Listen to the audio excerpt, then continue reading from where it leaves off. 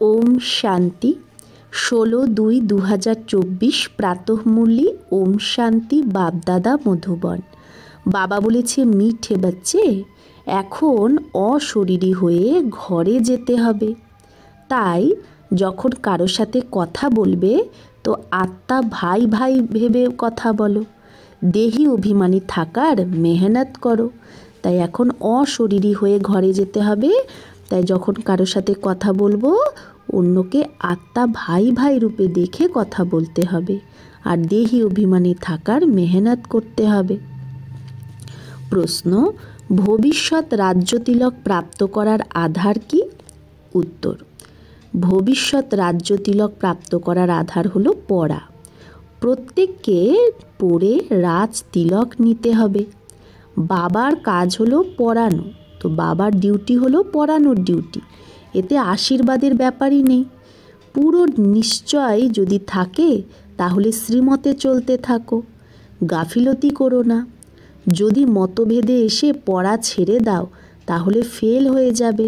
তাই বাবা বলে, মিঠে বাচ্চে, নিজের ওপর কৃপা করো, আশীর্বাদ চাওয়ার দরকার নেই, পড়ার উপর ধ্যান দাও। তো পড়ার উপর ধ্যান দেওয়া মানে ওটাই আশীর্বাদ। ওম শান্তি। সুপ্রিম টিচার বাচ্চাদের পড়ায়।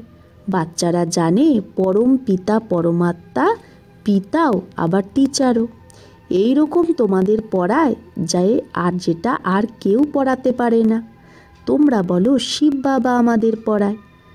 এখন এই বাবা কই এক কা নেহি হ্যাঁ, শিব বাবা একজনের না। মন মনা ভব মধ্যাজি ভব, এর অর্থও বোঝায় যে আমাকে স্মরণ করো। বাচ্চারা তো এখন সমঝদার হয়েছে। বেহদের বাবা বলে, তোমাদের বর্ষা তো আছেই, এটা কখনো ভুলে যেও না। বাবা আত্মাদের সাথেই কথা বলে। এখন তোমরা জীব আত্মা হয়েছ না। বেহদের বাবা তো নিরাকার। তোমরা জানো এই তন দ্বারা সেই বাবা আমাদের পড়াচ্ছে। কোন তন দ্বারা? ব্রহ্মার তন দ্বারা। আর কেউ এটা বুঝবে না। স্কুলে টিচার পড়ায় তো বলে লৌকিক টিচার লৌকিক বাচ্চাদের পড়ায়, আর এখানে হলো পারলৌকিক সুপ্রিম টিচার যে পারলৌকিক বাচ্চাদের পড়ায়। তোমরাও তো পরলোক মূল বতনের নিবাসী। বাবাও পরলোকে থাকে। বাবা বলে, আমিও শান্তিধামের নিবাসী আর তোমরাও সেখানকারই নিবাসী। আমাদের দুজনেরই ধাম একটাই। তোমরা নিজেকে আত্মা ভাবো, আমি পরম আত্মা। এখন তোমরা এখানে পার্ট বাজাচ্ছ। পার্ট বাজাতে বাজাতে তোমরা এখন পতিত হয়ে গেছো। এই সারা বেহদের মণ্ডপ, এটা এই পৃথিবীটা কি বেহদের একটা মণ্ডপ, যেখানে খেলা হয়, নাটকটাই খেলা। এইটা হলো সারাটাই সৃষ্টি, কর্মক্ষেত্র। এই সারা সৃষ্টিটাই হলো কর্মক্ষেত্র, এখানে খেলা চলছে। এটাও শুধু তোমরাই জানো যে এটা হলো বেহদের খেলা। এতে দিন আর রাতও হয়। সূর্য আর চাঁদ কত বেহদের রশ্মি আলো দেয়। এটা হলো বেহদের কথা। এখন তোমাদের মধ্যে জ্ঞানও আছে। রচয়িতাই এসে রচয়িতা রচনার আদি মধ্য অন্তের পরিচয় দেয়।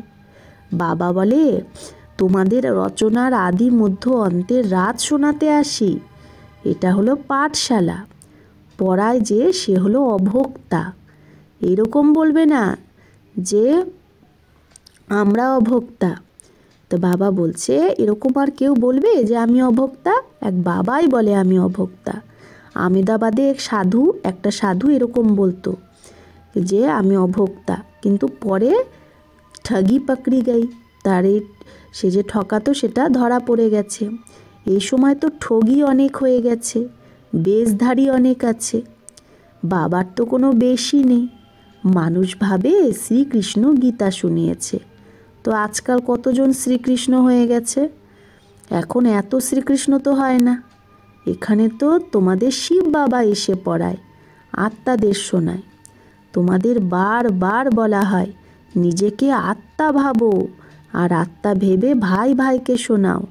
বুদ্ধিতে যেন থাকে বাবার নলেজ আমি ভাইদের শোনাই। মেল অথবা ফিমেল দুজনেই ভাই ভাই। তাই বাবা বলে, তোমরা সব আমার সম্পত্তির অধিকারী। এমনিতে তো মেয়েরা বর্ষা পায় না সম্পত্তি, কারণ তাদের শ্বশুরবাড়ি যেতে হয়। আর এখানে তো হলো সবাই আত্মা, অশরীরী হয়ে ঘরে যেতে হবে। এখন তোমরা যে জ্ঞান রত্ন পাচ্ছ, এটাই অবিনাশী রত্ন হয়ে যায়। আত্মাই জ্ঞানের সাগর হয় না, আত্মাই সব কিছু করে। কিন্তু মানুষের দেহ অভিমান হওয়ার কারণে দেহি অভিমানী হয় না। এখন তোমাদের দেহি অভিমানী হয়ে এক বাবাকে ইয়াদ করতে হবে। কিছু তো মেহনত চাই না। লৌকিক গুরুকে কত ইয়াদ করে, মূর্তি রেখে দেয়। এখন কোথায় শিবের চিত্র আর কোথায় মানুষের চিত্র? রাত দিনের পার্থক্য। তারা তো গুরুর ফটো পরে নেয়, হ্যাঁ, গলার মধ্যে লকেট লাগিয়ে নেয়। পতিদের ভালো লাগে না যে অন্যের ফটো কেন পড়েছে। হ্যাঁ, শিবের ফটো মানে যদি লকেট পরে তো সেটা সবার ভালো লাগে, কারণ সে তো পরম পিতা না, তার চিত্র তো হওয়া উচিত। তো এটা হলো গলায় হার বানানে वाले। তো বাবা বলছে শিব বাবা কি গলার হার বানাচ্ছে আমাদের, তোমরা রুদ্রমালার মতি হবে। এমনিতে তো সারা দুনিয়া রুদ্রমালাও, আবার প্রজাপিতা ব্রহ্মারও মালা। উপরে সিজরা, সেটা হলো হদের সিজরা, আর এটা হলো বেহদের সিজরা। যত মানুষ আছে সবার মালা আছে। আত্মা কত ছোট থেকে ছোট বিন্দু, একদম ছোট বিন্দু। এরকম বিন্দু দিতে থাকো তো অগুন্তি হয়ে যাবে, গিনতি করতে করতে ক্লান্ত হয়ে যাবে।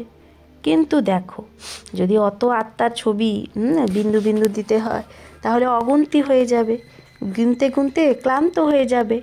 কিন্তু দেখো আত্মার ঝাড় কত ছোট, তাহলে আত্মা কত সূক্ষ্ম, যে এত আত্মা পরমধামে আছে, তা ওই ঝাড়টা কত ছোট। ব্রহ্মতত্ত্বেও খুব অল্প জায়গাতেই থাকে। সেই আত্মারাই আবার আসে পাট বাজাতে। তো এখানে আবার কত লম্বা চওড়া দুনিয়া, কোথায় কোথায় এরোপ্লেনে যায়, সেখানে তো এরোপ্লেন আদিরও দরকার নেই। আত্মাদের ছোট্ট ঝাড় থাকে পরমধামে, এখানে মানুষের কত বড় ঝাড়। এই সব হলো প্রজাপিতা ব্রহ্মার সন্তান, যাকে কেউ অ্যাডাম বলে তো কেউ আদিদেব বলে। মেল ফিমেল তো অবশ্যই আছে। তোমাদের হলো প্রবৃত্তি মার্গ, নিবৃত্তি মার্গের খেলা হয় না। এক হাতে কি হবে, দুটো পাই চাই। দুজন হবে তবেই তো আপোষে রেস করবে। তাই বাবা বলছে মেল ফিমেল স্বামী স্ত্রী দুজনে জ্ঞানে চললে তবেই তো আপোষে রেস করবে। যদি আর একজন সাথ না দেয় তো আর একজন ঢিলা পড়ে যায়।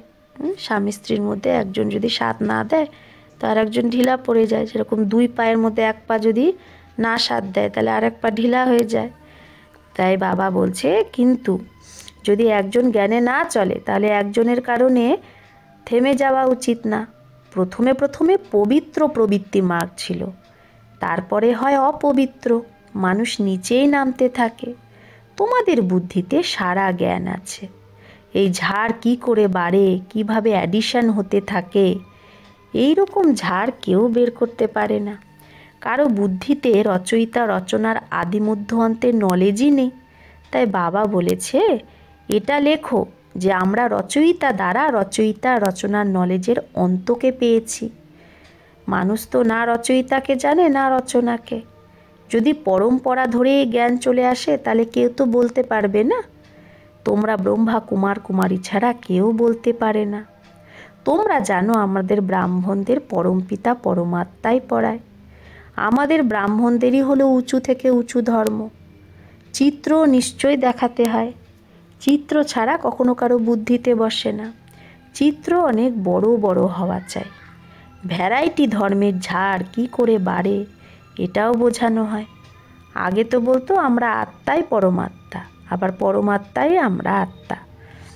আগে আমরা বলতাম কি আমরা আত্মাই পরমাত্মা, আবার পরমাত্মাই আত্মা।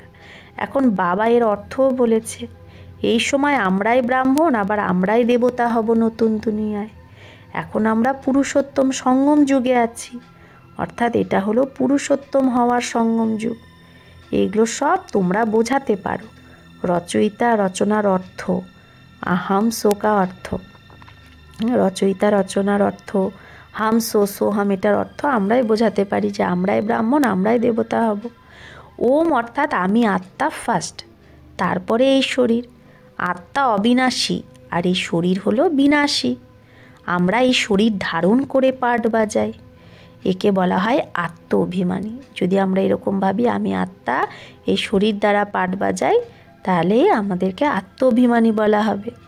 আমি আত্মা অমুক পাঠ বাজাই, আমি আত্মা এই করি, আমি আত্মা পরমাত্মার বাচ্চা।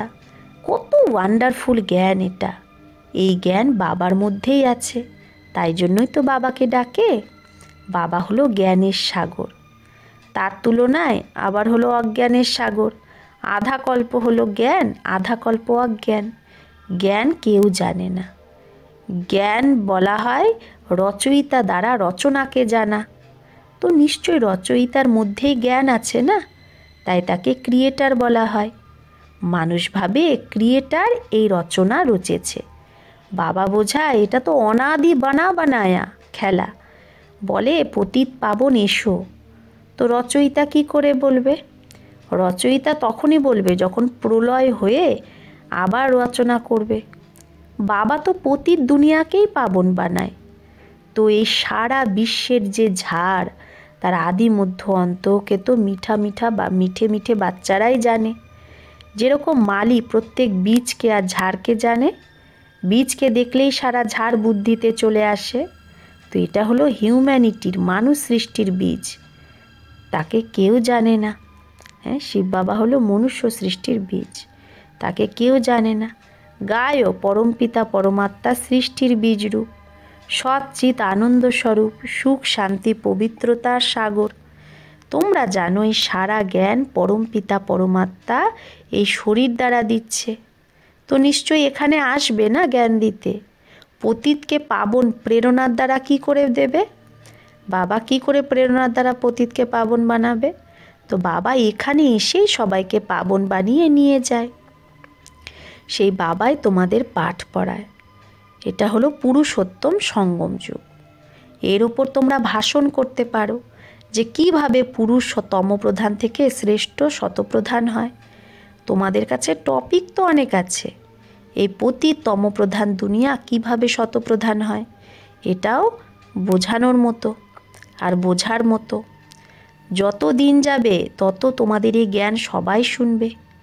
যদি কেউ জ্ঞান ছেড়েও দেয় তাও আবার আসবে, কারণ গতি সদ্গতির হাট্টি বা দোকান তো একটাই। তোমরা বলতে পারো সবার সদ্গতিদাতা এক বাবাই, তাকে শ্রী শ্রী বলে। শ্রেষ্ঠ থেকে শ্রেষ্ঠ হলো পরমপিতা পরমাত্মা, সে আমাদের শ্রেষ্ঠ বানায়। শ্রেষ্ঠ হলো সত্যযুগ আর ভ্রষ্ট হলো কলিযুগ। বলেও ভ্রষ্টাচারী, কিন্তু ভাবে না যে আমরাই ভ্রষ্টাচারী। পতিত দুনিয়ায় একজনও শ্রেষ্ঠ নেই। শ্রী শ্রী যখন আসবে তখনই তো এসে শ্রী বানাবে। শ্রী শ্রী মানে শ্রেষ্ঠ থেকে শ্রেষ্ঠ। সে শিব বাবা যখন আসবে তখনই তো আমাদের শ্রী মানে শ্রেষ্ঠ বানাবে। শ্রী এর টাইটেল সত্যযুগ আদিতে দেবতাদের ছিল। এখানে তো মানুষ সবাই সবাইকে শ্রী শ্রী বলে দেয়। বাস্তবে শ্রী অক্ষর হলোই পবিত্রতার। অন্য ধর্মের মানুষ কিন্তু কেউ নিজেকে শ্রী বলে না। শ্রী পোপ বলে কি? শ্রী পোপ। এখানে তো সবাইকে বলতে থাকে। কোথায় হাঁস মতি চোগে, কোথায় বক খারাপ জিনিস খায়, কোথায় হাঁস মতি গ্রহণ করে আর বক খারাপ জিনিস খায়। পার্থক্য তো আছে না? তাই বাবা বলছে দেবতারা হলো ফুল, তারা হলো গার্ডেন অফ আল্লাহ। বাবা তোমাদের ফুল বানাচ্ছে। বাকি ফুলের মধ্যে তো ভ্যারাইটি আছে, সব থেকে ভালো ফুল হলো কিং ফ্লাওয়ার। এই লক্ষ্মীনারায়ণে নতুন দুনিয়ার কিং কুইন ফ্লাওয়ার বলবে। তো লক্ষ্মীনারায়ণকে কি বলবে? নতুন দুনিয়ার কিং কুইন ফ্লাওয়ার। তোমাদের বাচ্চাদের আন্তরিক খুশি হওয়া উচিত, এতে বাইরের কিছু করতে হবে না। এই বাতি আদি জ্বালানোরও অর্থ চাই। এই যে লাইট জ্বালায় না, এটারও অর্থ চাই। শিব জয়ন্তীতে জ্বালানো উচিত নাকি দিওয়ালিতে? দিওয়ালিতে লক্ষ্মীর আহ্বান করে, তার কাছে পয়সা চায়। যখন ভান্ডারা ভরে শিব, সেই জন্য তো সে শিব ভোলা ভান্ডারী। তাহলে বাবা বলছে ভান্ডারা ভরনেওয়ালা তো শিব ভোলা ভান্ডারী, তাহলে আবার দিওয়ালিতে লক্ষ্মীর আহ্বান করে কেন, তার কাছে পয়সা চায় কেন? তোমরা জানো শিব বাবা দ্বারাই আমাদের অকুট খাজানা ভরে যায়। এই জ্ঞান রত্ন হলো ধন। সত্যযুগে তোমাদের কাছে অথাৎ ধন থাকবে। নতুন দুনিয়ায় তোমরা মালামাল হয়ে যাবে। সত্যযুগে ঢের ওকে ঢের হিরে জহরাত ছিল, আবার সেগুলো হবে। মানুষ কনফিউজড হয়ে যায়, এগুলো সব শেষ হয়ে যাবে, আবার কোথা থেকে আসবে? খনি খুদ গেই পাহাড়িয়া টুট গেই ফির कैसे होगी। হ্যাঁ, যেগুলো খনি সেগুলো সব খুদে একদম শেষ, পাহাড় ভেঙে যাবে, তাহলে কি করে হবে? তো তাদেরকে বলো হিস্ট্রি তো অবশ্যই রিপিট হবে না, যা কিছু ছিল সেগুলো আবার রিপিট হবে। তোমরা বাচ্চারা পুরুষার্থ করছো স্বর্গের মালিক হওয়ার, স্বর্গের হিস্ট্রি জিওগ্রাফি আবার রিপিট হবে। গীতে আছে না যে আপনি সারা সৃষ্টি, সারা সমুদ্র, সারা পৃথিবী আমাদের দিয়ে দিয়েছো, যেটা কেউ আমাদের থেকে ছিনিয়ে নিতে পারবে না। তার তুলনায় এখন কি আছে? এখন তো জমির জন্য, মাটির জন্য, জলের জন্য, ভাষার জন্য লড়াই করে। কোথায় সব কিছু আমাদের ছিল, কোথায় এখন সব কিছু নিয়ে লড়াই। স্বর্গে রচয়িতা বাবার জন্ম মানানো হয়, নিশ্চয়ই उसने स्वर्ग की बादशाही दी होंगी। तो बाबा की বলছে স্বর্গ के रचयिता बाप का जन्म मनाया जाता है। যে স্বর্গটা রচনা করছে সেই রচয়িতা বাবার জন্মদিন আমরা এখন মানাই শিবরাত্রি। নিশ্চয়ই সে স্বর্গের বাদশাহী দিয়েছিল। এখন তোমাদের বাবা পড়াচ্ছে। তোমাদের এই শরীরের নামরূপ থেকে নিয়ারা হয়ে নিজেকে আত্মা ভাবতে হবে, পবিত্র হতে হবে। হয় যোগ বলে না হলে সাজা খেয়ে পবিত্র হতে হবে, হয় যোগ বলে না হলে সাজা খেয়ে। তাহলে পদও কম হয়ে যাবে সাজা খেলে। স্টুডেন্টের বুদ্ধিতে থাকে না যে আমরা এতটা এই এই পদ পাবো, এই পজিশন পাবো, টিচার এতটা পড়িয়েছে, তখন টিচারকেও গিফট দেয়। এখানে তো বাবা তোমাদের বিশ্বের মালিক বানাচ্ছে, তো তোমরা আবার ভক্তিমার্গে তাকে ইয়াদ করতে থাকো। বাকি বাবা को आप सौगात क्या देंगे। বাবা বলছে তোমরা বাবাকে কি সৌগাত দেবে, গিফট? এখানে তো কিছু দেখতে হো वो तो रहना ही नहीं है। যা কিছু তুমি দেখতে পাচ্ছ এগুলো তো কিছুই থাকবে না, এটা তো পুরানো ছিছি দুনিয়া, তবেই তো আমাকে ডাকে। বাবা তোমাদের পতির থেকে পাবন বানায়, এই খেলাকে ইয়াদ করা উচিত। বাবা বলছে আমার মধ্যে রচনার আদি মধ্য অন্তের নলেজ আছে, যে যা जो तुमको सुनाता हूँ तुम अब सुनते हो फिर भूल जाते हो।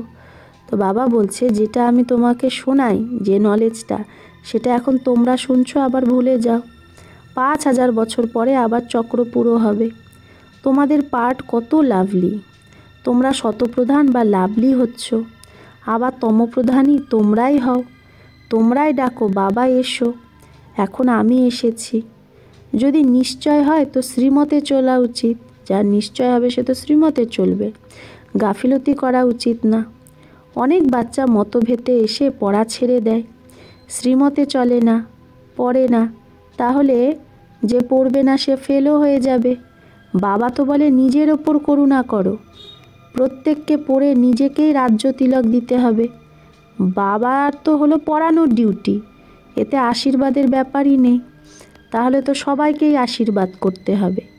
এই কৃপা আদি ভক্তিমার্গে চায়, এখানে তো এটার কোনো ব্যাপার নেই, কৃপা আদির কোনো ব্যাপার নেই, এগুলো তো ভক্তিমার্গে হয় কৃপা আদি। এখানে বাবা পড়াচ্ছে, আমাদের পড়ে নিজের উপর নিজেই কৃপা করতে হবে। अच्छा मीठे मीठे सिकिलधे बच्चों प्रति मात पिता बाप दादा का याद प्यार और गुड मॉर्निंग। रूहानी बाप की रूहानी बच्चों को नमस्ते। हम रूहानी बच्चों की रूहानी मात पिता बाप दादा को याद प्यार गुड मॉर्निंग और नमस्ते नमस्ते नमस्ते। शुक्रिया बाबा, आपको लाख लाख शुक्रिया। ধারণার জন্য মুখ্য সার 1, প্রবৃত্তিতে থেকে আপোষে রেস করতে হবে, প্রতিযোগিতা। কিন্তু যদি কোনো কারণে এক पहिया ढीला पड़ जाता है, এক পা মানে যুগলের মধ্যে কেউ যদি জ্ঞানে না চলে, ঢিলা হয়ে যায়, তো তার পিছনে থেমে থাকলে চলবে না, নিজেকে রাজতিলক দেওয়ার যোগ্য বানাতে হবে।